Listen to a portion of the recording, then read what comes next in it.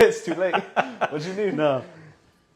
Hey, I need my iPad now. Like right now. Now we're live. This is live. This has already been Yeah, this is live. quietly produced the iPad. I can't with these mics. You can hear everything. What's up, bro? How you doing, man? Welcome. You made it. You all right? Yes, sir. All right. Hey, so welcome to today's podcast. So today is Military Monday. As always, this is episode 6 of this series, and I believe in total episode 16. Okay. I think. So far I've been going on strong. 1 second, I have my producer in the back handing me an item. Thank you. Thank you, producer. All right, so if you guys are wondering, I need this iPad so that way I can monitor the chat while we are live, and I'm not missing any questions live. So boom. Ooh, perfect, and the audio's coming in. Very cool. Multi-purposed function item here. All right, so It's impressive. thank you. So we're gonna go ahead and get started, right? So, like I said, this is episode 6 of the series, and today, I am that guy, Mike, sir, Staff Sergeant Lagares, aka, sir. Technical Sergeant Jweinat, first name Raji, so for all purposes outside of the military, Raji. Sir. Yeah, That's yeah. it. So believe it or not, we do have first names. A lot of times you'll hear people say in the military that first names don't exist because we're last names to everybody. Like, Yeah, his first name is Staff Sergeant, and that's it. don't you dare call me anything else. Oh, you already pulled it out, man. Right? Even Put the safety on. Put the safety back on that. holster. Yeah. All right, cool. Yeah, so this is going to be an interesting one only because you will be the second cyber personnel that I have on here, but Right. different career field in the cyber realm. Right. So I would like so before I ask you why you joined the Air Force, what is it that you do? What's your job? So I am a cybersecurity NCOIC. Okay, what is an NCOIC, sir? Non-commissioned officer in charge, which just means I have an office and I help people do what they need to do on a daily basis. That's it. Yep. It sounds fancy. It's not that. He's the boss. Got it. He's the boss. So, all right, cool. And what is the code, the AFSC code? So if you guys don't know, AFSC is Air Force Specialty Code. Right. So that depends on who you ask. So they're going through a lot of changes right now in the Air Force. It was a 3 Delta 0X, X being a skill level denominator 3. So I was a 3D073, 7 being my skill level out of 9. And now it's a 1 Delta 7, 1 something. Because they're trying to blend Right. the cyber jobs, right? So now they've got like an enterprise format. So where we used to have different variations of, cybersecurity, client systems technicians, network management, things of that nature, we are all now a Q shred. So we all fall into the same thing.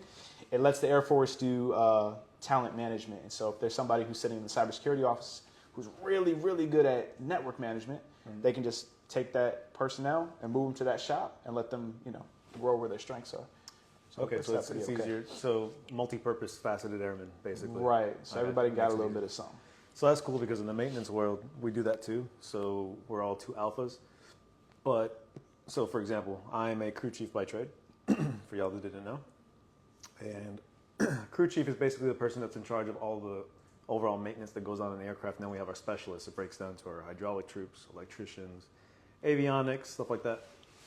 But in those all career fields, like you can learn a little bit of everybody's job and kind of like fall into place or take over or even help out in those different areas because you're still able to learn pieces of their job because it still falls within your realm. Right. It's kind of the same thing. So yeah, it's the same thing. You don't have to be a subject matter expert, but like if no one's in the office, you can at least make sure the mission's going on. Yeah. Continuing forward. Yeah. Cool. I like it. So this is going to be a good one because, hold on, wait. So the title of your career field again? Cyber surety, technically, but we're in the cyber security. I was gonna say okay, office. so that yeah. So I've never been a fan of that. Nope, nobody is. Like, what's your take on the surety? Why surety and not security? So, when I say cybersecurity, right, first thing that pops to mind. For me? Yeah. Oh, Transformers. when they got hacked. We can roll that. We can roll that in, right? So you would think we're supposed to stop people from getting hacked, and it's not really the case. So cyber surety, we're more of an audit function. We take the regulation that the Air Force provides, and we yell at other people wearing this, right? So we're like, hey, you're wrong, you're foul, fix it, and then we go fix that, audit, etc. So we're not exactly, we're not in any defensive operations. Those are 1 Bravo operators, so white hat hackers for the Air Force. We are not that, right? We have the certs, so Security Plus, and there's a ton of opportunities to get other certifications, and I'm sure we'll talk about that down the line. But we don't actually, we're not breaking into your router or anything like that. Okay, so you're basically the IRS for cyber. That's that's So exactly. after the fact, you get pinged or you look into stuff to make sure things legit. Right, or we're like the ones that like pop in and was like, oh, What you doing? did you pull your CAC? Did you? No? What's a CAC? Common access card. We're gonna do this all night. Yeah. This is what I'm here for. Make sure you guys are not lost. If you hear anybody say CAC card, correct them. Chop No them safety on. Okay, they're wrong. Straight to the throat. Authorized. All right, cool. So let's ask the question that I ask everybody. Sure. Please take your time and ask this or answer this as thoroughly as you want. So, sir, why did you join the Air Force? How did I join the Air Force? Why did you join I this amazing Air Force? I really want to give like a I was bored answer, but it's not the truth. That's Integrity. Integrity first. Okay. Yeah. Well, we can get into a ton of details down the line, I'm sure. But the short and skinny of it is that What if we want the tall and fat? everybody's got a preference, man. It's totally up to We you. got an hour to burn, bro. We're here for you. Okay, so prior to the military, and I promise I'll lead up to the answer. Prior to the military, I worked 60, 70 hours a week. I worked painting. I worked security. I worked caretaking for children with autism. I taught at a martial arts school. I owned a martial arts school for a small time. It was nonstop. And if I could find anything else to do in the nights where I'm supposed to be sleeping, I did that too. I was a janitor for some time. And it wasn't sustainable, right? My entire life was leading up to what I decided my goal was, good father, good husband, make it to heaven. Those are my big 3 since I was a kid. Okay. And Good goals. Good goals. I think so. I think they're all right, But I never got to a point where I felt that anything I was doing was sustainable. I've always been totally obsessed with discipline and good order and doing something bigger than myself. That sounds super cheesy. No, I bro, know it sounds stop. super cheesy. No. It sounds so cheesy. But it's real. And so I actually initially signed up for the Marines. I started going through MEPS and everything with the Marine Corps, and I got a phone call from my mother bawling her eyes out like, you're not joining the Marines. So we nixed that. And then my brother, my older brother, he was in the Air Force. He made it to staff sergeant. He did his enlistment for 4 years. And he put me on to the benefits and all those other things. So I was like, okay, well, I'll go take a look at the Air Force. I'm gonna hop into the recruitment story, man. Go, bro. It's all good. I know you appreciate this because you was a recruiter for a long time, right? So I went into the recruiting office. On the left hand side, you had Army. I was like, well, maybe I'll do combat medic or something because that sounds cool and I want to help people. And on the right hand side, you had Air Force, right? So I went into the Army recruiter because I was like, Air Force. That's crazy. Like, these cats don't do nothing. Oh my Chair God. Force, all that. I was Best like chairs in the 20. business. I was like 20 years old. Chair Force. You see how prioritized I put these cushions? Like, Gotta chairs be are comfy, important. man. Hell yeah. Y'all, Army Anyways. cats, you sitting on rocks? We're sitting on. Okay. Yes, sir. So I went into the Army recruiter and I said, hey, man, I'd really like to join up. How does it work? And no disrespect towards Army. Love y'all. But immediately I got, we can get you this, whatever job you want. We get you this, we get you that, we get you a car, man. The I was whole like, car salesman pitch. right. And I'm from New York originally. What are you gonna run game? Get out of here, man. You just turned Italian for like 2 seconds. And I was like, all right, I'll tell you what, I'm going to talk to you a little bit later. I went across the hall to the Air Force recruiter, Tech Sergeant Raisby. That means a lot that you still remember your recruiter. I'm about to tell you, man, No, the man was real. He's an awesome dude. I walked in, said hello, told him, hey, I'm looking to sign up. And the first thing after hey, what are you here for? I was like, I'm looking to sign up, just looking for different opportunities. The first thing that came out of his mouth, he's like, all right, look, I'll be real with you. And I quote from this point forward, because the initial conversation was black, whatever. Yep. But he said, if you want to be a firefighter, the firehouse is down the road. End quote. Okay. Right? Yeah. Blew my mind. What he was telling me was that we're going to get you what we can if we're able to. Yeah. But at the end of the day, you're going to do what the Air Force needs you to do. Because if you're here to serve. So setting expectations, keeping it real. Keeping it funky from the jump. I didn't have to go home to think about nothing. I was like, I want that. Yeah. Yeah, man. So got in and. So how old were you when you joined? I was 20. 20? Yep, I was 20 years old. Okay. September of 2015. And where did you join out of New York? Yep, Poughkeepsie, New York. What is it? Poughkeepsie? Poughkeepsie. Yeah. Where is that? Where in part of New York or upstate? It's not the city, it's upstate, right? But Yeah, like exactly. couple hours north of the city. Anything but the city's upstate. Now, don't get me wrong, it was a nice little urban situation. But yeah, it's still considered upstate comparatively. But yeah, a couple hours north of the city. So yeah, hang on. We got somebody here. I don't know if you know who this is. Te amo, Raji. Someone's calling you out to say I love you. That is my brother-in-law technically. It's he's saying San hi Jose. from San Jose Iturbide, yeah. Okay, What's up, Roy? Okay, so we got family in the house watching. We like Yep. that. All right, so your why, for joining was basically just you knew you wanted to set yourself up, or you had goals, right? But like, I guess, what was the motivating factor for you to join? Like, why was the military the answer and not anything else? Like schooling or Sustainability. okay, and Sustainability. where'd you learn that from? My older brother, and so my mother's side of the family was all military. I mean, Marines, Army. My uncle C was Marine Recon. Like, he's Okay, so is that where the Marine influence came from? I think so. Okay. I think so. I would say so. I looked up to my Uncle C like my entire time growing up. My Uncle Aaron, who's, God rest his soul, he's passed away. But he was in the Army, another big influence in my life. So like I always wanted to be a part of it. Mm-hmm. But the bottom line of it was the benefit and the sustainability so that I could eventually, I took a huge pay cut, right? It wasn't about the money. Really? Yeah, okay. I was making over 6 figures prior to the military, pretty easy. Wow. Yeah, but it was 60 hours a week, So I like that you say that because I'm gonna try to put a pin on that to remember and let you finish, because a lot of people think that because you take a pay cut joining sometimes, it means it's not a good decision. Oh. But I can I can come back to that. No. So no, it goes to the same point, because telling the truth. Okay, like, oh wait, where'd that go? Come back. No, the military will do that to you too. No, like it all goes back to the same point. Like, people always go to say that, oh, the military is a good backup. Yeah, I hate that so much. No, it is a phenomenal primary. So, and I tell people that, I'll say it over and over again, it is a life hack. Yeah. Especially if you're just going to do it for 4 years. Like, if it's just for 4 years and you know that for certain, it's still a life hack. Let's say, and I use this example because it's the easiest one that I can use every time. Let's say you fill an application to a job or a career that you want. You have competition. Right. You're stacked up against somebody completely identical. There's nothing different. The only difference is you got military experience and an honorable discharge. Or you can get picked up every time. Just open that door for you. And why is that?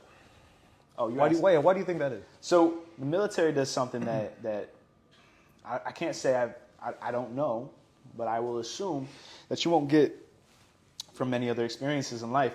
You're taken from most folks who join, they're 18 years old, 19 years old, they jump in and they're empowered. They go through basic training, they're given all this empowerment, they're given all this confidence, and then they're set free. And now they have to decide for themselves what's going on, how best to maneuver, how best to operate life, how best to serve their country, and all these things. And sometimes it is a high pressure situation. Sometimes it requires multiple levels of thinking. Mm-hmm. At the same time, on the reverse end of the coin, you have to be humble, because you may be taking orders and instructions from people who are less experienced than you, less younger than you. Yeah, younger. And you just the combination of all of this experience and growth that you get while you're in the military makes for a phenomenal, not only employee, but person, generally. Mm-hmm. But I think employers see that you were able to maintain that discipline throughout your service. Honorable discharge means you did what you were supposed to do. Mm-hmm. So And it definitely speaks to your character too, is like what you're willing to put yourself through. You think about more than just yourself. And I think most employers know that they're going to get somebody who's very strong, work ethic minded. Yep. And they know how to prioritize stuff. For sure. And it definitely forces you to grow up faster than the outside world would. So I joined at 17, got through basic training when I was 18. And, not to toot my own horn, I just want to give an example for those who are thinking about it, who are maybe about to graduate high school or maybe you just did. Like, I bought my first house at 20 years old. I don't know who I know. I don't know who you know that can do that. Right. And I didn't even think that I could do that until it became a reality. But before that, in my job, I was able to get dual qualified, which means I was able to get 2 airframes under my belt, fully experienced, and in charge of a team of this multi-million-dollar aircraft. And like, hey, Airman Lagares at the time, you got this, right? Take care of that plane. It takes off in 2 hours. Make sure it's good to go. Like, got it. No pressure. No problem. No pressure. And sometimes those will be like just training missions. We'll fly around, come back for new pilots. But a lot of times when you're working on cargo aircraft, unlike fighter aircraft, fighters do a lot of their flying training because there's not a lot of air-to-air combat going on over here in the States. Yeah, thankfully. Yeah. But when you're sending out cargo planes, usually those are always mission. Right. And so you're sending out a plane that goes overseas and it's probably not going to come back for a couple weeks. And then when they do come back, you find out like, oh, it's got some bullet holes on there. That's neat. So it's mission. So yeah, it forces people to grow up and whatnot. But that was a very excellent way to answer that. There you go. Right off the cuff. And guys, I want to remind you, again, as always, this is not scripted. I barely spoke to him before he got here. I just said, hey, show up. He's like, what are we going to talk about? Got this, but don't worry about it. We're going to talk about your Air Force career. This is what I got. We're going to start with why'd you join, and then we'll see what happens. So it works out. Kick the can down the road from there. Real quick, I want to pause because I want to tell people, right? I always forget to say this in the beginning. I want to try to say this in the beginning more often. If you haven't done so already, as you guys can see, we're streaming this right now on portrait. So we got to squeeze in frame here. Luckily, I have another camera off to the side recording this whole thing in landscape. But I would like to go ahead and do these live streams on landscape on a better platform, that platform being YouTube. So if you have already a YouTube account, it's free. What I'm about to tell you is completely free and it takes 2 seconds. Go to my bio on the Instagram page that you're watching this from right now. Click on that link. If not, copy and paste it. It'll bring you to my YouTube page and just subscribe. If I can get 50 subscribers, I can go live on YouTube, better quality, better audio, better everything. And not portrait. And not portrait because we're not filming shorts here. We're going an hour long. So I'm not a fan of this whole angle, period. You know what? We got 30 seconds, right? You know what? We're just going to like this for like 10 seconds, 10 to 30 seconds. They got this? All right, yeah, go ahead. Y'all go ahead.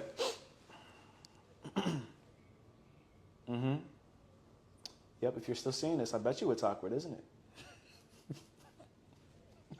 it? Did you click it? You should have clicked it by now. Think they clicked? If they didn't, they're wrong. I think it's about 30 seconds. All right, time. All right, so I'm going to ask you this. And guys, you're going to see me referring to my watch a lot, right? Because my phone is being used for this. So I have a whole bunch of questions and topics on my watch that I'm going to refer to. So one thing that I want to ask is, so what inspired you, right? So it looks like, so you want to go to the Marines. You decided to go Air Force. And then from what it sounds like you wanted to be a firefighter?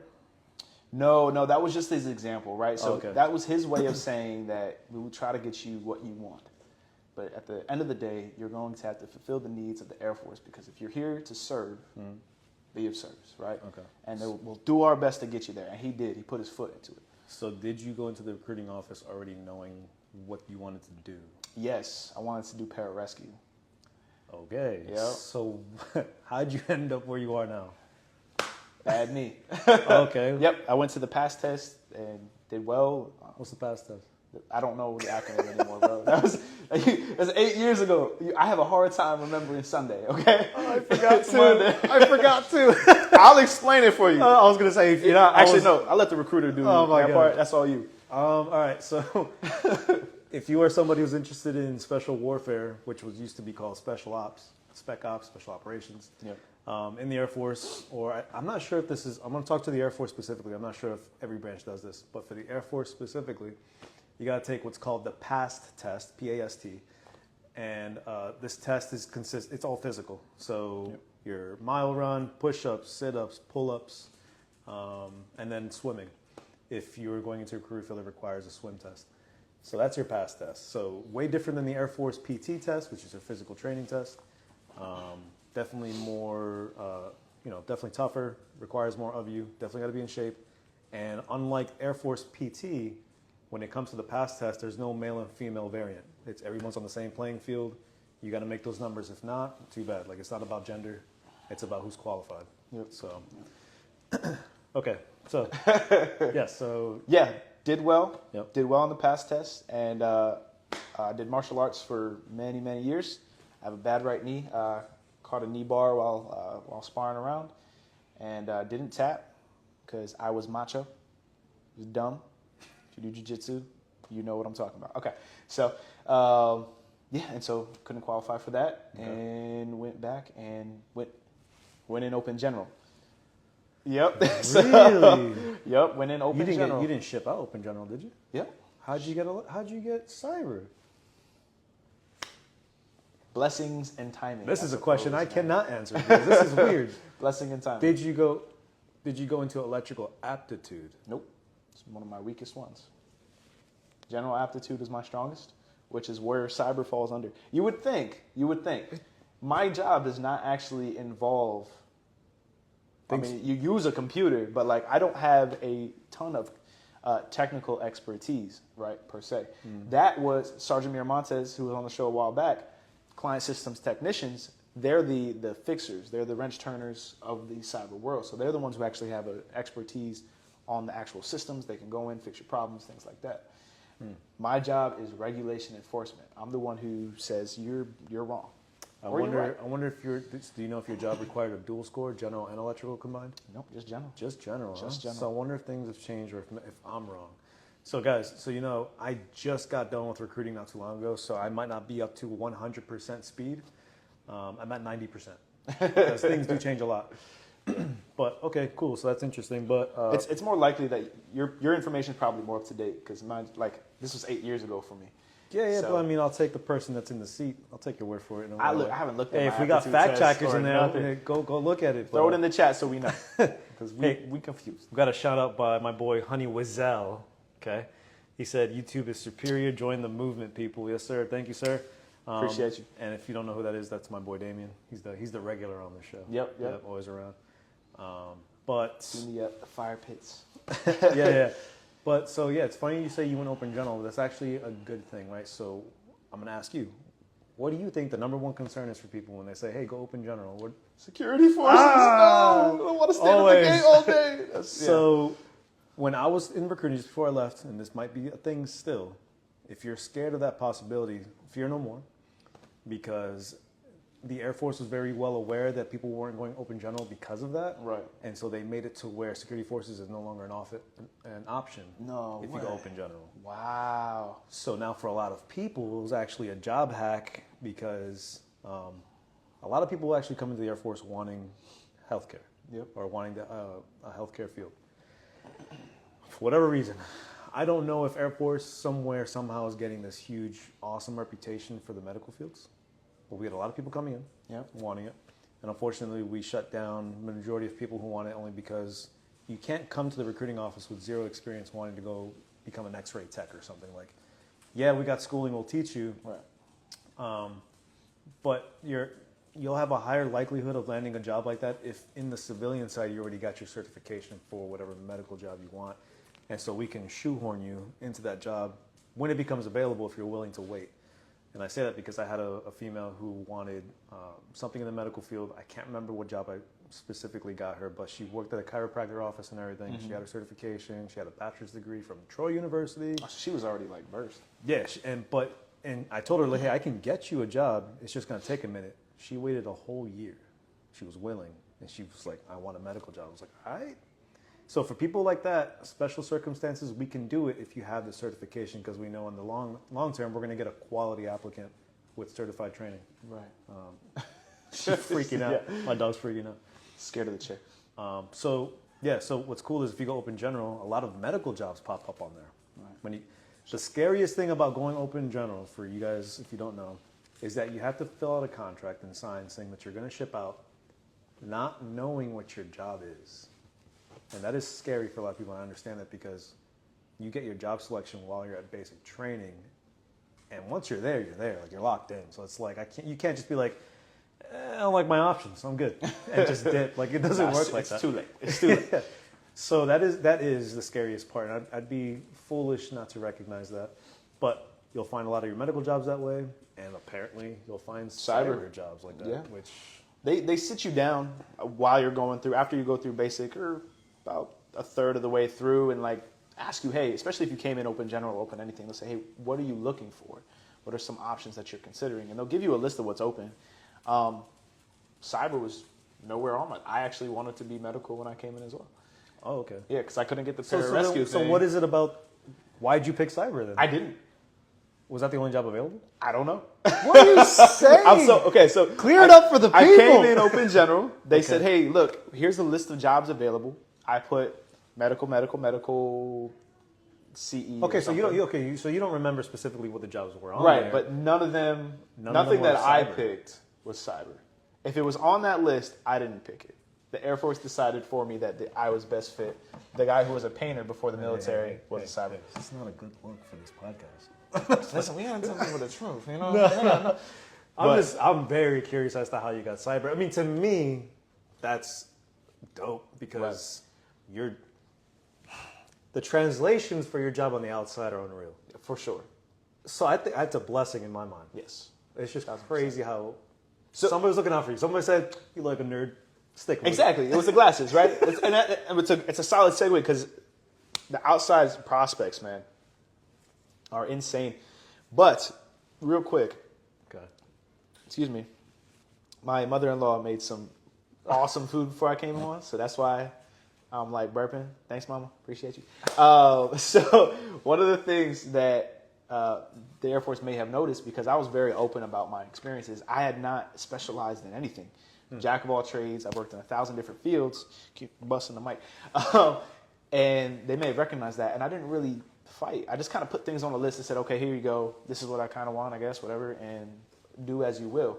I'm certain that if I, for example, the female that came in used to be a chiropractor and all the things. Mm-hmm. Patience paid off, and she was able to get into the field that she wanted to get into. I'm certain that if I had made my case, or whatever the case may be, they would have been much more accommodating to whatever exactly I wanted. But I didn't even know at that time. I never in a million years would have imagined that I'd be a cyber guy. Nobody that knows me. But you do it so well. Here you are. Nobody that knows me think we've been like, oh, cyber? Yeah, got a question for you, I think. So how can you prep if you want to be part of cyber? So now that you're in the seat, hindsight's 2020. So if you could do it all over again, what you know now, what would you do to prep? And that is coming from Ali Ness with 3 S's. Yes, sir. All right. So my best advice, and I don't know if John Cruz is still in the chat. Cruz, hop in, type some info in here too, man. But I would take time to familiarize yourself with the foundational courses of cybersecurity, network foundations, things like that. Just IT fundamentals in general. If you're coming in to be a white hat hacker, something along those lines, that's a cross-training position anyhow, right? So you come in, you work for whether it be network management, infrastructure, whatever that is, and you get that good foundation so that when you go to technical training, you're able to excel through those courses. That puts you in a great place to excel through the ranks. And then once you get high enough in the ranks, you're able to cross-train into those hacking positions. Otherwise, you can also just be prepared just so you're ready to roll into it. For most career fields in the cyber world, we have to get Security Plus, which is a fairly difficult certification. This is where I step out. Right. This is above my pay grade. Listen, painter. I couldn't tell you where the on button was when I joined the Anybody can do military. it. If I can do it, it's like, I know it's real. If I can do it, you can 1,000% do it. They gave us 2 weeks of a boot camp and sent us into the test, and God was willing to let me pass. Right, so it's very doable. IT fundamentals would be the best first step. Cool. Well, she did say thank you, so you are very welcome. This Got is you. why we do it. Got my boy here, Charles, 301 Tony. How's y'all's snack locker? That's a legitimate question. Oh, no. He's a Wait, maintenance troop too. This is Yeah, something. I mean, yeah. we don't touch the firefighters. Look. They got a whole closet. Look, full. look. They got like a whole bodega. We don't want no beef, right? So I'm gonna humbly step aside because I would love to like get into this, but our snack locker sucks, bro. Damn, you hate Yeah, to, it's weak. It's weak. Sorry, Mayor Montez, get on that, man. Oh, word? Yeah. Booster Club? He used to be, man. He was the president. That's crazy. He's the president. Booster clubs are, for those who don't know, they are non-for-profit organizations within the unit that put on morale events. We do a holiday party for the unit, like a summer barbecue. We'll do some breakfast burrito stuff. Anything that helps build the morale of the unit, because it does require some kind of sacrifice, and you know, the camaraderie that you build in the military does need bolstering sometimes because we got a lot going on. So yeah, that's what the Booster Club does. It's a great question because a lot of people do care about snacks. So, and good evening, that's old Mother Bear. Hi, Mother Bear. All right, cool. So, unless somebody else has something else, I'll wait. And I don't think you did ask John. What did you ask John? I told John if he's still in the chat to get in there and pop some knowledge in for Ali Ness with 3 S's. Oh, hang on. Go ahead. All right, let me see. All right, Honey Wizzle. What's up, man?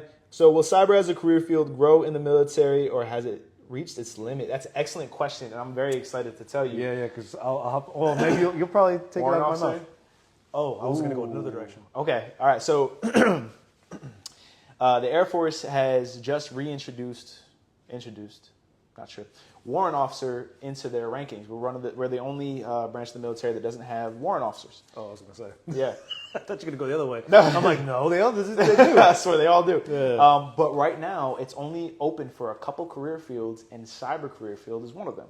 So they're still branching out, and most of what the Air Force's effort is focused on is the cyber career field. So if you're somebody that enjoys the technical aspect of the cyber world, and wants to promote and move forward in your career as an officer, that's what warrant officers are for. If you're somebody who wants to be a manager, help people excel and be the best that they can be, bro, I wish I was that flexible, man. Like, she's just like... Nah, because there's a spot right here between my shoulder blades. I just can't get it, man. Stop. That'd be so dope. The whole house, she stops right there, gets her scratch, and goes away. Thank you. Yeah. But yes, so it is still growing. The Air Force has a huge focus on cyber, especially with the current state of the world. So yeah, it's still growing. My turn? Yep. The part that I was going to say is that as far as Wow, going to the military, so cyber is already growing exponentially because what's the newest branch in the military now? Space Force. Yes, sir. Where's the potato? You want to be? It's an awesome stream. I watch them too. But yeah, the Space Force. So right now, the Space Force is the pinnacle of cyber and intel. So if y'all don't know yet, Space Force isn't large enough to have their own recruiters in place. So right now, all your Air Force recruiters are technically Space Force recruiters. And not all the time recruiters remember that. So if you're interested in the Space Force, now you know. So when you go to your recruiter, you can let them know, like, hey, I'm actually interested in the Space Force. Now, that is a rabbit hole that I won't go too deep into unless somebody's on here who wants to know more. But as far as the process goes, it's way different. It's a little tougher. You do require top secret clearance, which means you have to have a clean background. So if you're somebody who has a felony or charges against you or something of that matter, you're probably not going to qualify. But if cyber and intel is like your priority and you really want to make a difference and you really want to be in a career field that's focused on that or a branch, Space Force is the way to go. Yeah. And also, not only do you need a top secret, I'm going to be real honest with you. When you take your ASVAB, you're going to need electrical or a general score of at least, to be safe, 60 or better. Yeah. So, and a lot of people, the Space Force is made from a bunch of cyber and intel airmen who crossed over to the Space Force. And so once that was done, majority of that force, the Air Force needed to replenish what they lost. So I think it's not a bad time right now if you want cyber to get in. It's tough on the recruiting side only because although it's awesome that you want that because it is a good job for security out on the outside, we still need our people who are willing to work with their hands and get dirty and work trades. That's not going to go anywhere either. So as more and more popular cyber jobs get, the harder it is to recruit people for mechanics, electricians, Right. civil engineering, all that kind of stuff. It gets harder and harder. Right.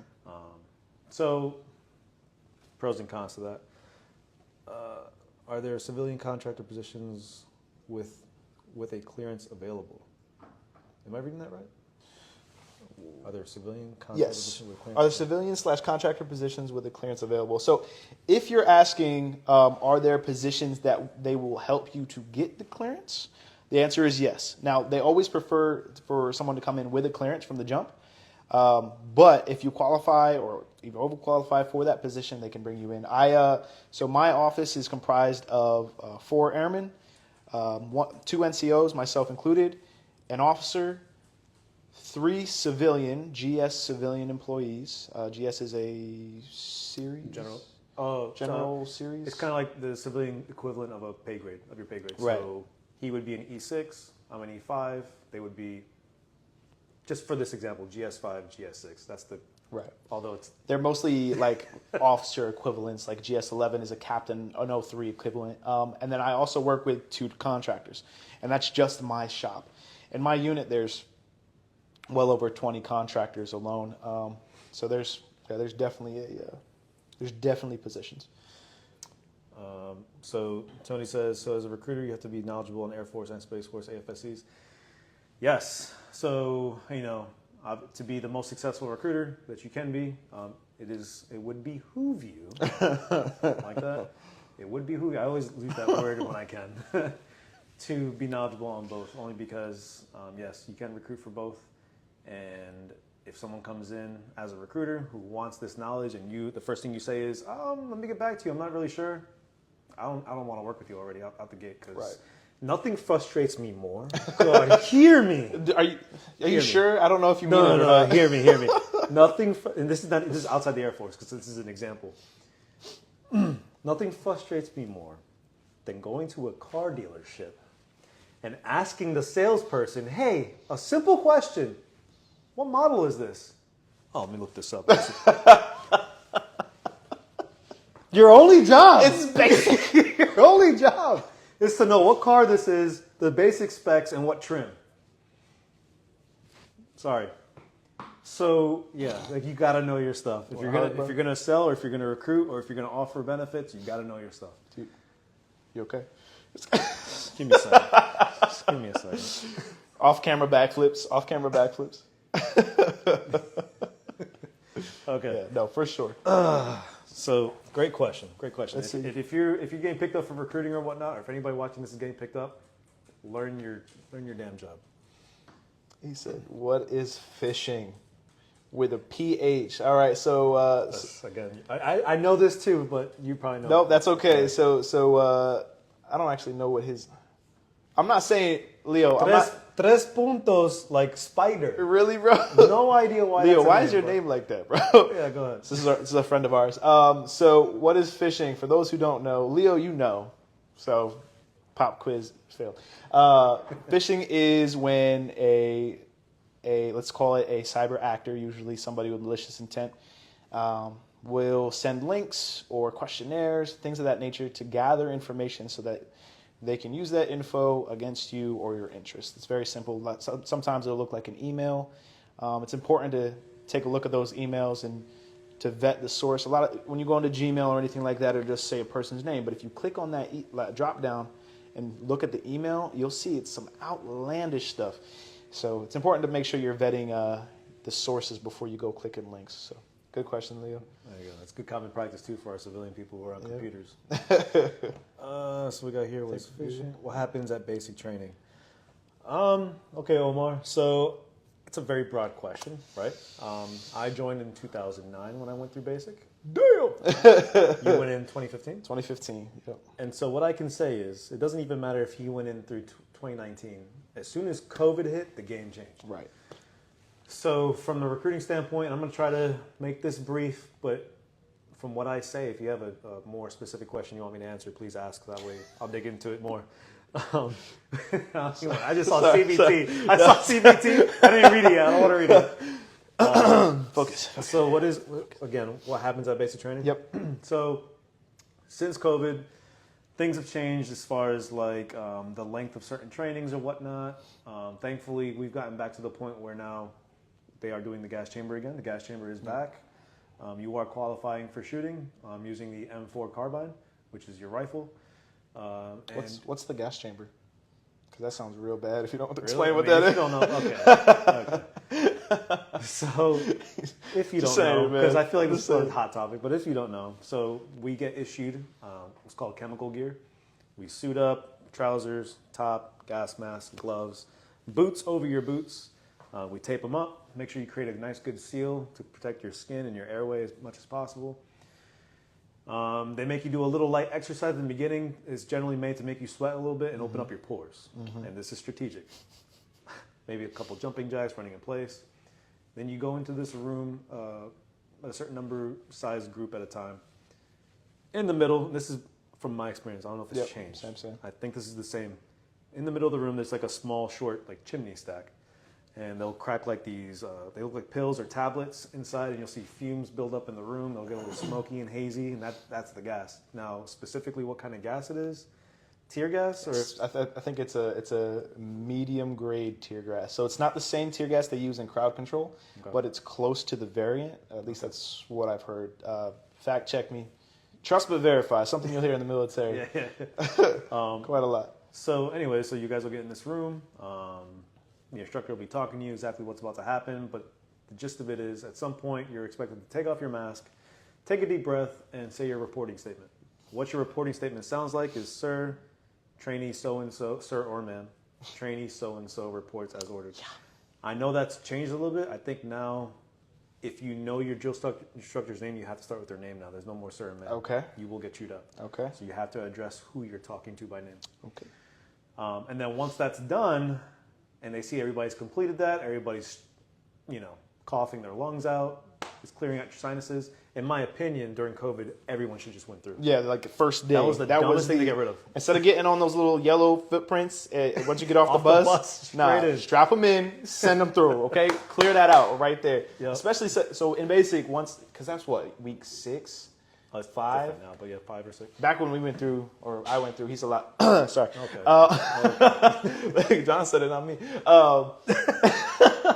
At that time, there was 50 people to every in a flight, so you had 50 people to a dorm, and you spend a lot of time together. You're all going through it together, and so people start getting sick. You go through that gas chamber, it just flushes all that nasty gunk. Some people take it worse than others. I mean, you'll see mucus coming out, tears. People will throw up or just cough. It's hard to say what you will go through because everyone's experience is different. Right. For me, it was just a lot of tears, some snot, and coughing. That's it. It's a whole lot of snot for me, man. But I saw people like hunched over on the grass when they got out, just throwing up their entire soul. So I don't know. It all depends on who you are. But other than that, so you go through these things. You do your obstacle course. They got rid of the Beast. It used to be called Warrior Week or Airman's Week, something like that. Then it went to the Beast Week. And now it's called Pacer Forge. Okay. Guess how long Pacer Forge is? 2 days. A day and a half. What? So, well, I think even shorter. But man, we got flooded during our Beast Week. We literally pulling scorpions out of our boots and it was. So Beast Week for us was they sent you to another remote location and you had to simulate like a deployment in a tent, an Air Force tent, mind you, AC, but for a week straight. Now, I don't think they do that. Probably you know what I'm saying? And it's just a day and a half. And you learn basic combatives, SABC, which now is called TCCC, which is, tactical... Combat under care. There you go. Yes. So basically how you care for your wingman if you are under fire or if you're in the clear after the fight has happened. And caring for yourself in that situation. The priority is maintaining that enemy suppression, so... Yes. Make sure you take care of yourself as well. And then basic training is 8 weeks, 7.5, 8 weeks right now. And it is, in my opinion, I don't know about the Coast Guard, but it is the easiest basic training of all branches. It is what it is. People like to hear that, people don't, but hey, whatever. We all get paid the same, so go through an easier experience. Why not? But yeah, Omar, if you have more specific questions to basic training, drop it, and I'll talk to that specific. I'll tell you what, the one big thing to take away from basic training is that you are going to experience discipline. That's their goal. Their goal is to get you to be able to follow instructions quickly and under pressure. So that's going to be a lot. That's exactly why it's going to be a lot of what's going on. Yeah, feel free to drop more questions, message, whatever, if you need details, man. So I'm gonna start. No. We're starting with Tony's, man. Yeah. We're starting with Tony because that's what's up, Liam? What's up? Hold on, wait, Bo. Oh yeah. What's up, bro? Good to see you. Good to see. I don't see you, but So I don't want I've denied Tina's mixtape so many times. Okay, wait. Do you know what CBT stands for? CBT? Yeah. Yes. What is it? I don't remember. Computer-based training. Oh, thank you. But that's not what you. No. Anyway. I just. So Tony asked, can we please get a new cyber awareness challenge, CBT? Listen, man. I wanted to. I have to take the cyber awareness challenge too. I can't. So those who don't know what he's referring to, so every year we have to recertify ourselves on basic knowledge on stuff like cyber is one of them. Making sure that we're using our computer and electronic devices appropriately, government issued stuff. And so in this training module, I don't know if it's still the same. Is it? It's changed? Okay, well. And it still doesn't work. Oh, okay, people are still plugging in USB ports and charging their phone in the computer. It is the basic thing. You go through, Omar, you want to know what happens in basic? They tell you not to plug your phone into a computer. It's the first thing oh my God. It's the first thing. And you'd be shocked how many people do that on a regular basis. I can't. Okay. So anyways, what Tony's referring to, though, that in the training, in the old one, I guess, it was some cheesy, like, scenario-based things where this lady, this Asian lady, I'm call it what it is. She would come to your cubicle. It's their attempt at diversity, man. And she would offer you her, like, this blank DVD or disc. I don't know what she... It was a floppy disk. Bro. Oh, it was a floppy? I think it was a floppy disk. I can't remember. Like the old one? And then everybody, Air Force wide, was like, yo, this chick's been trying to give us her mixtape for the longest time. And everybody keeps denying it. It wasn't CD, right? Nobody wants your mixtape, okay? Oh, there's probably some heat on there, though. Damn that boy old. Shut up, Joe. Don't read that out loud.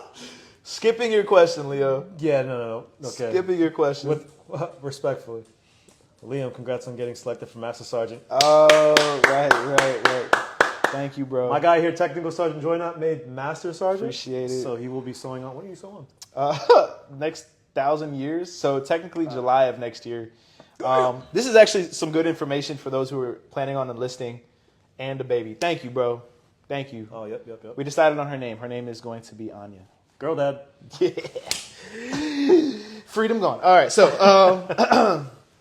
for the enlisted for depending on how long you've been in the service, right? Because there's time in grade, in your pay grade, and time in service.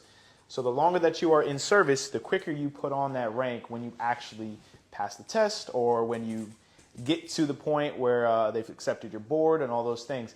So I'm fairly early in my career. I've been fortunate. I've been blessed with good leadership and good opportunities. I've been all over the world. I've deployed several times. Afghanistan, Qatar, Kuwait, South Korea, been in Germany. Had opportunities for Italy and Greece, but life and family, so those kind of went away. So because I made it earlier on, I won't actually sew the rank sew it on. We used to sew it on our sleeve, but I won't Velcro the rank to my chest for probably, it was 13 months from the day I found out that I made it. So my line number was out of 5,500, it was 5,200. Yeah, so I made it, and then they're like, yeah, you can get this next year in July. So I have a full... And you got to keep your nose clean. Yes. Oh, yes. This is the time to walk on all of the eggshells. I hope you've conditioned your feet. Don't walk on eggshells. Oh, I'm saying, yeah, walk around those eggshells. Walk around those eggshells. Yeah. Crunch them things, man. I think we had something else here. Did we? Oh, no. No, we're skipping Leo's question. Yep. Terrible. Look at that. Congrats. Cute dog. Thank you. That is my daughter. That is my third daughter right there. Yes. And thank you for the congrats and love, guys. I appreciate it. I'm not anything special. I legitimately had good leadership and good folks around. So I appreciate that. So, okay. Next question for you. And guys, I want to make sure with the guests first. If we go over an hour, Is that okay? Run it. My wife is in the chat, so until she's gonna write a get she's home like, "Yo, now. send him home. We're done."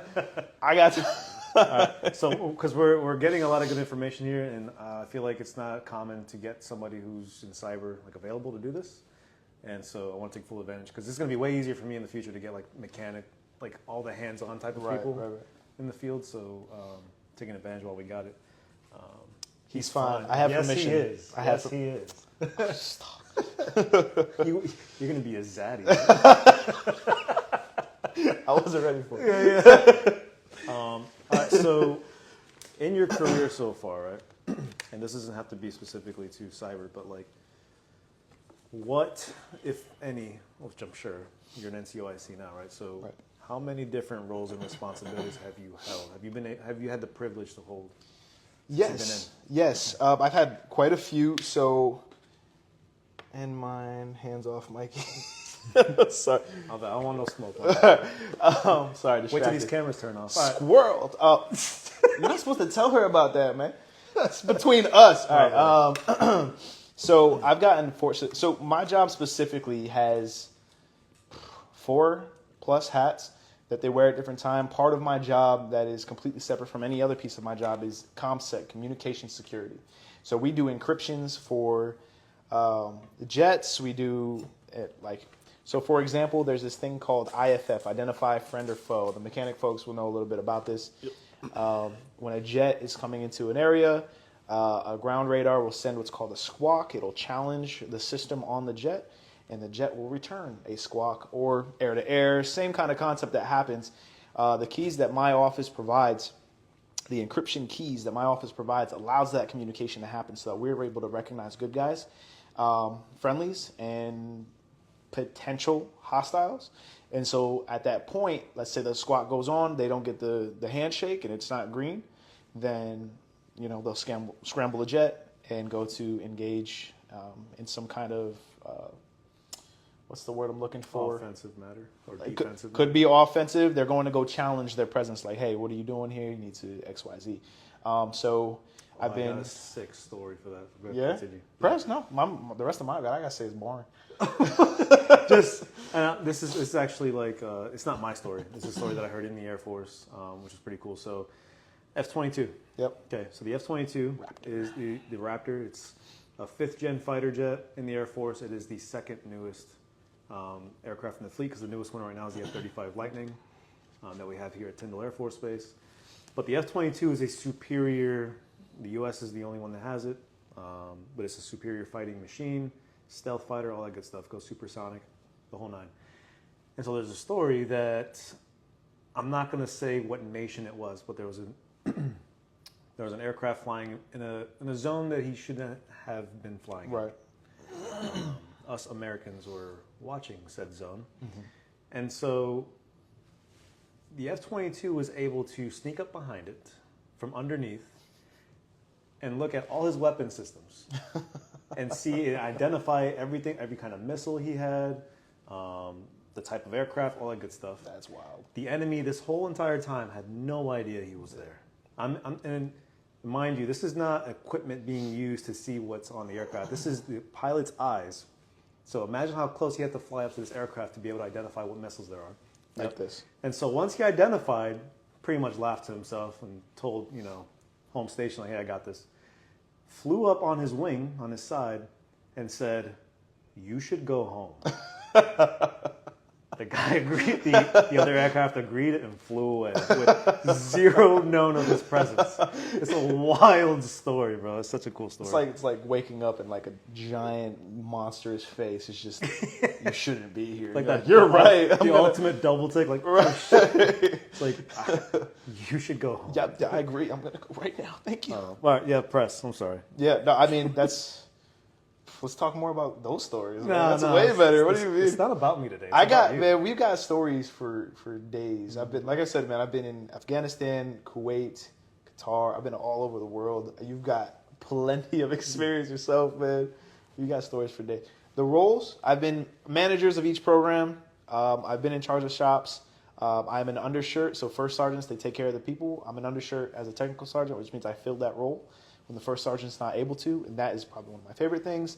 I've done honor guard, which Mikey Mike used to be the NCOIC over honor guard over here at Tyndall. Yep. It was awesome. A lot of roles, a lot of positions, done a lot of stuff. It was all awesome. Let's talk about the stories, because that's what's cool. I think we're gonna have to save a military money for military stories. Okay. Because that's gonna be a long one. That's gonna be Oh man, I got. That needs to be like a. Well, that could be like a fire. I would love to have. robin. So we have other people that we can bring on this conversation, even those who have already been on already. We got a group, friend group who we're all Air Force. So I actually think that would be that'd be awesome. Awesome. Out of uniform, so we can enjoy some sprites. So maybe for a Fire Friday. Fire Friday. Yeah, that'd be dope. I Tony, don't know what this is. I don't know why I did that. I'm about to take Liam, his son, to the beach. I just want to say big ups to you, Mike, and for continuing to be pissed off for greatness. Oh, I was going to say what? And starting this live stream business, making all kinds of gains. All kinds. Oh, boy, I appreciate it, bro. Much love. I hope we can link up soon somewhere, but the Air Force is really small, so I'm sure at some point we'll cross paths. Same career field, so that's my guy, man. Well, stationed with him in Dover. I was in Dover for 8 years. I was probably working with him side by side for like 5 or 6 of those years. So that was my gym guy right there. Awesome. So, and we followed. Oh, If you know what that's from, All Kinds. That's from the Hodge twins on YouTube. If you guys don't know who that is, go look them up. Go look up the Hodge twins Right now. They oof. Well, wait. Actually, After you subscribe to my channel, go check them out. Exactly. Piss me off. But all right, cool. And I have another one here for you. It's locked and loaded. Let's see. What's a typical day look like for you? Okay. With your career field? So this is all very much base to base, right? It all depends on where you are. My day to day at Tyndall is very different than from my day to day at Ali Al Salim, or that it was at Bagram or at Shaw. Like, it's very different. But here at Tyndall, we have a standard work day. So I get up in the morning. When I'm not. What do you have for breakfast? That's what the people want to know. Oh, okay. Air. When I'm not melted ice cream, I'm recovering from surgery, so don't judge me. I get up in the morning. I like to hit the gym earlier in the morning just because when I'm done with my day, I want to go home, be with my family. So when I'm in it, I get up 4:35. I go to the gym.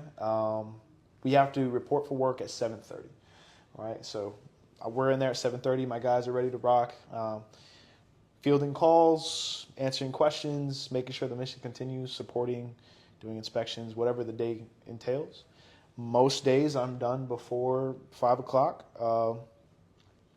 As you go up in the ranks, you have more responsibility, and so sometimes it's 6 o'clock, 7 o'clock. Sometimes, most times, I've got my computer at home. It just depends. But that's as you get into the NCO tier. And I go to work. I have lunch at 11 to 12:30, and I go back to work. I go home, and that's it.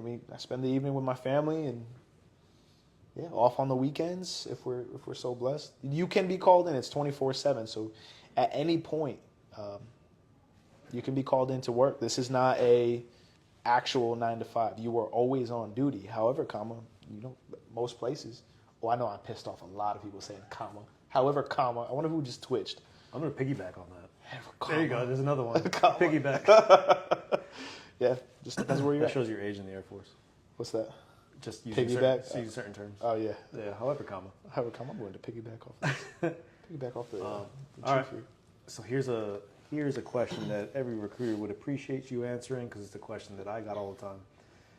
Because not only do people want cyber, what they care more about is what can they get on the outside with said experience. Okay. So. And I'm gonna add one more to it. Sure.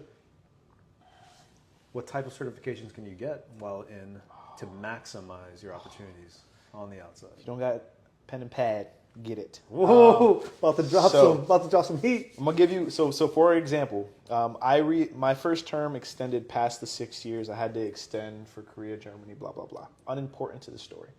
When I reenlisted, right before I reenlisted last year, another reason to make sure that you're very good with networking within the military, I had a buddy of mine call me up, say, "Hey man, I know you're getting out soon. You want a job?" I'm like, "A job? That sounds pretty good. What do you want me to do?" He wanted me to go to Germany to be a ComSec manager, communication security manager, which is a desk job It's busy, but it's not difficult. It's a very enjoyable job, very straightforward. For 170 grand, Starting. 110 tax free. Right now, mind you, What? at this point, I don't have a degree. The only thing I have is Security Plus and military training. I'm currently in school. I just enrolled into WGU because my wife threatened me with sharp objects. It's a joke. Please don't report. It's a joke. Calm down. There is no There's no domestic violence happening at all. It's a joke. Breathe, okay? But I got the Security Plus certification. Coming in through basic. WGU is going to provide something like 10 plus certifications. That school is paid for by the military. There's also opportunities through Air Force Cool. I'm not sure what Cool stands for. Oh, God, I did. Credentialing. Man, I got to do better. That's like the second one you hit me with. I know, man. I'm keeping you on your toes. I'm keeping you on your toes. Go ahead. I'm going to look it up. Wonderful. Wonderful. But it's another opportunity for you to get free money to go get more certifications. And if the Air Force needs you to be certified in something, they will pay for that too. So I've been to 4 separate trainings on information system security management, Tempest, which is emission security, ComSec, KMI, which is communication security, key management infrastructure, FMA, functional mission analysis. All of these things relate to project management, managerial, high-level roles on the outside. So, I mean, the outlook is endless, absolutely. And then going back to the original point we were talking about earlier, if you have military experience on that, because where else in the first 4 years of your career are you going to have traveled the world, been in charge of making sure that you have secured billions of dollars in aircraft, worked with French, Canadian, Italian, Greek, Georgian, There's so much. Afghani military, gotten all that wealth of experience, right? There is just it's endless, man. Especially for cyber. So I'm someone who, if I have time, I'll apply to civilian part-time jobs, even while I'm active. Just because. Oh yeah. My thing is, if I got spare time and it doesn't interfere with family or whatever I got to do as far as responsibilities, I want to be making money on the side. Make that money, man. So like, I had a part-time once upon a time at Home Depot. Yep, I remember that. And they brought me in there like, what? Why do you want this job? Right. I'm like, why do you ask? Like, your resume is too much going on. I'm like, my bad. I want to make sure I get the job. Even though they're like, anyways. But yeah, so everything you said, yes. Air Force Cool is the Air Force Credentialing Opportunities Online. So what that is, this is actually good to know, especially for airmen who are watching who don't know, because I didn't know what this was until like 4 years in. Right. Because it's not something that's talked about or preached enough. So every single person in the Air Force gets a stipend from the Air Force Cool, which is at $4,500 right now to get a certification in something that it's related to your career field and sometimes outside of your career field.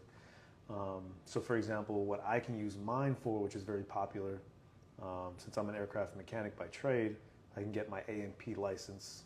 So that way I can get certified to work as a mechanic on the civilian side on airlines, private aircraft, stuff like that. For cyber, for your job specifically, is there a specific credentialing thing that you would use your cool for? Most folks use it for CISSP. It's a super. I don't know what it stands for. Don't ask. I got you. To the Google. Right yeah. What is it called? CISSP. It is an IT managerial certification. All the jobs that are 6 figures, this requires it. I think on average, this adds $20,000 to your salary alone. So the CISSP is the Certified Information System Security Professional certification. Damn. And then you have CISSM, which is See, man, I already looked up the so professional. It's the same thing, but it's manager. Oh, okay. Yeah, it's awesome. It's beyond awesome. And then there's free trainings inside of the military because you have access to the Air Force portal. You have access to, Microsoft certifications, basic cloud computing certifications. All of that's just free. You can just go online and start doing it because you're in the DoD. So yeah, and when you have your Air Force Cool, $4,500, whatever you get certified in, if let's say it only uses half of that, well, you still have the other half to use on something else if you want to, or if you can. So it doesn't go away just because you use it once. You can use it as much as you can, as much as you want to dry it up. The only issue is you only get that one time in your Air Force career, and that's it. It doesn't get re-upped. Right. But that's separate from your education benefits or whatnot. That's totally its own thing, which is cool. It's kind of like an independent scholarship that you just get. Right. And it's awesome. Got a question here from Tres Puntos. What was deployment like at Kuwait? Leo and I deployed to Kuwait. Oh, okay. Yeah. This guy. It was awesome. It was wonderful. So deployment, depending on where you go, is busy. But there's a beauty to deployment because it's simple, right? It's an Air Force deployment. It's an Air Force deployment. Depends on where you're at. You're going to piss off a lot of people. Get mad, bro. Get wrecked. So you go to work. You wake up. You go to work. You eat. You work out. You sleep. Repeat. It's awesome, right? The simplicity of life is just that. It gives you a lot of time to better yourself, get after goals that you have, get after schooling if there's time available, become even more of an expert in your craft. Mm-hmm. It's hot as hell.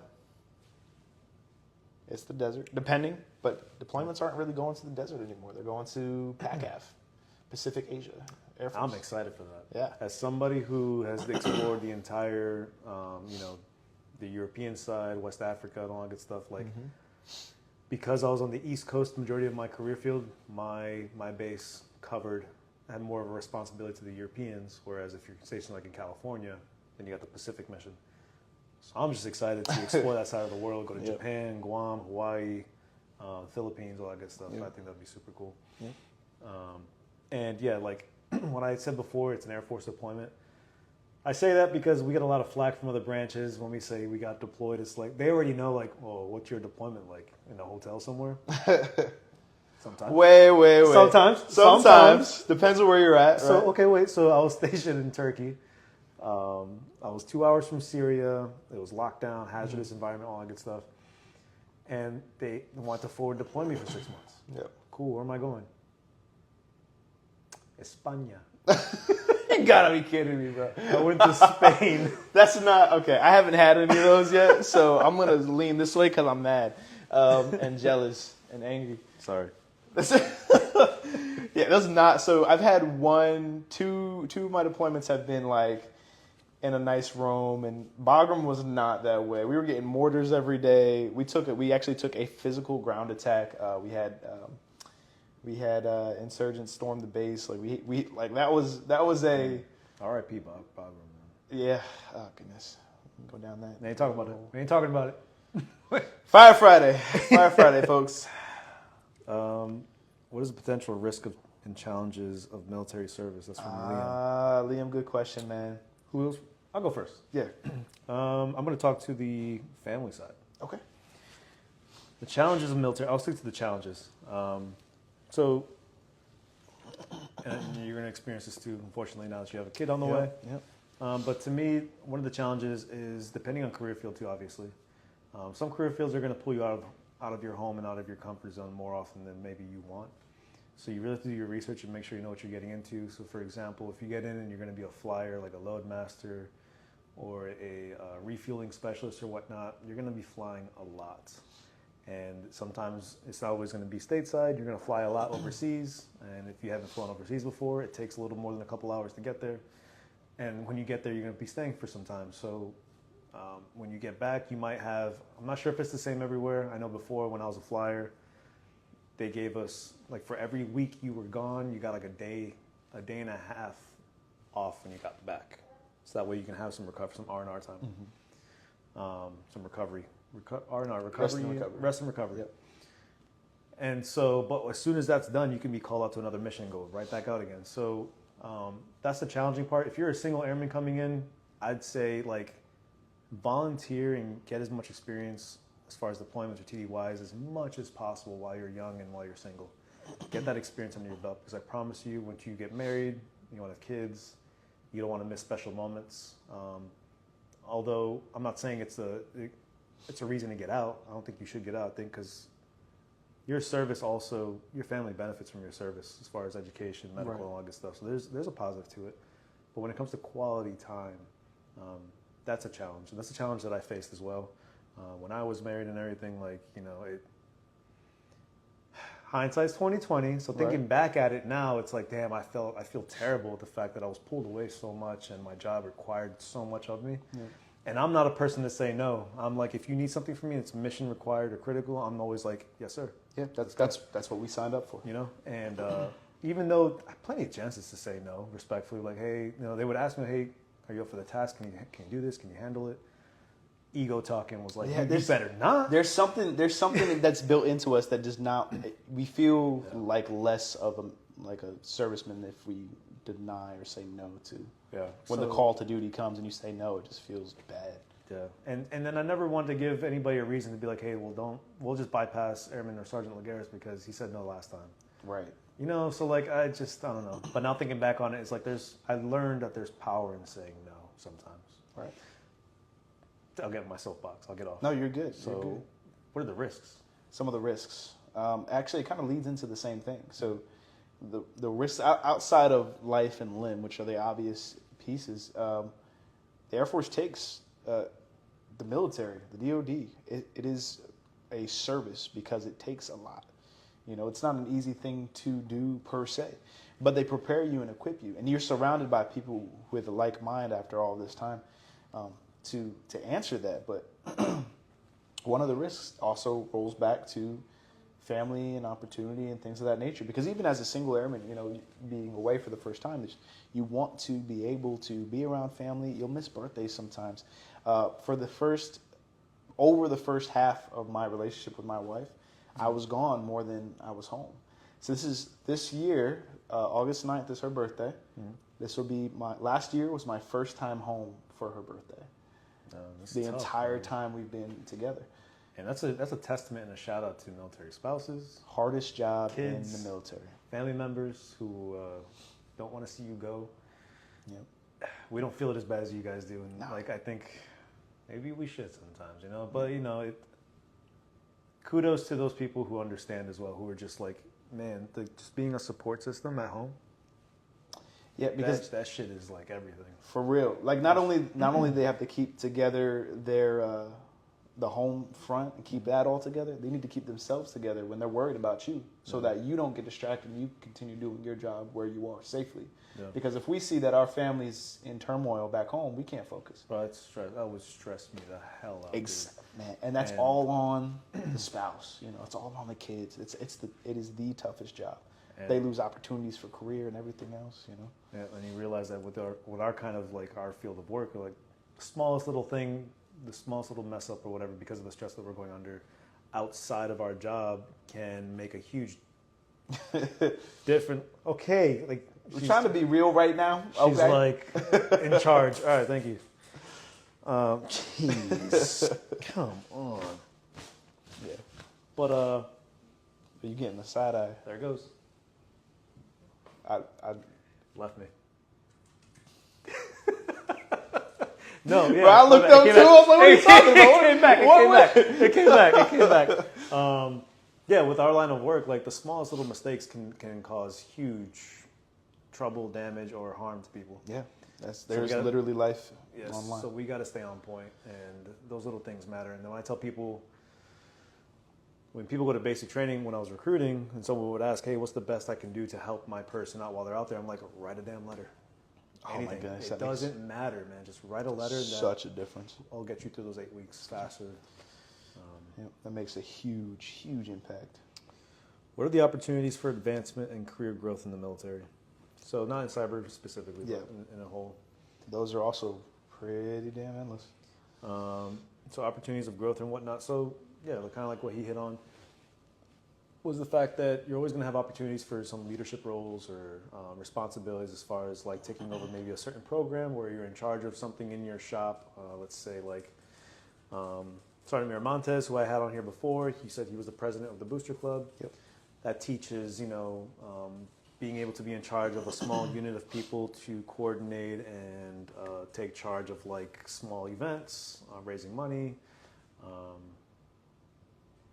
stuff like that. Being a non-commissioned officer in charge, meaning that you're in charge of maybe a section or a small group of people to get the mission done, whatever that may be. It's different for everyone. Yeah. There's a lot, man. There's so much. There's a lot. I definitely can't cover everything, but like for you, for example, making master sergeant. Once he sews on, an opportunity to become a first sergeant if he wanted to. Yep. That's a freaking awesome. Yep. Like, that's my goal. I'd love to. Liam is another example of like awesome opportunity. So depending on your skill set, and this isn't just cyber. Every career field has opportunities like this. You can go and be a part of an awesome mission somewhere else, right? So at the White House, there are White House communications. You can apply for that assignment and go and work in the White House as a military member for, you know what I mean? You want to go serve in the honor guard for a little while, you can do that. The Air Force has a gaming league. Yeah, we right? talked about Like, this briefly. My last one, I think. Yeah, I believe so. But yeah, there's a gaming league. There's if you're a big gamer and you like to play on cross-platform games, kind of like Call of Duty, Minecraft, Fortnite, stuff like that. Yeah, we have professional gaming leagues. Yep. And I mean, you can be an instructor at the technical training. There's a ton of opportunity and growth. It's about finding it, right? You're going to hear this a lot if you join the military. If you're in it already, you've heard this. No one's going to care more about your career than you. Mm-hmm. So you keep your eyes open, and when opportunity knocks, make sure you're ready to open the door.